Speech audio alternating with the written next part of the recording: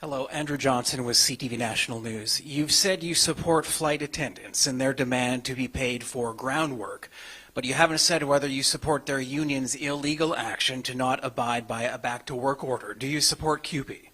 We support law and order, so everyone should follow the law, but it's simultaneously possible to say that everyone should follow the law and the rules, while saying that it's very unfair that the Liberals have voted against a Conservative bill requiring that flight attendants get paid for every minute they work. You know, they show up, I see these flight attendants on the flights. I'm often on planes sitting in the economy class, and we're stuck on the tarmac because the flight is delayed. And I think of these poor working flight attendants up on their feet, serving the passengers, and they're not getting paid. It's crazy. You know, you should be paid for the work that you do.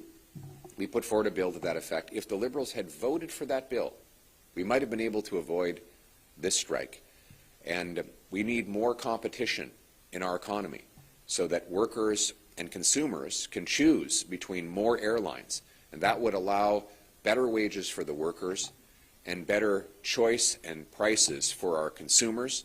Of course, after 10 years of Liberals, air travel is worse than ever before, more cancellations, more delays, higher prices, and worse working conditions for our workers. And finally, last year we had the largest number of strikes in a generation.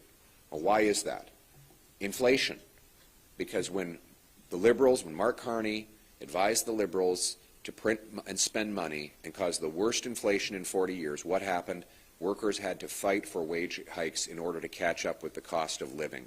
As long as you have Liberals spending money they don't have on things we do not need, working people will pay the price through higher inflation. We need to cut back on the consultants, the waste, the bureaucracy to bring down debt, inflation, and taxes.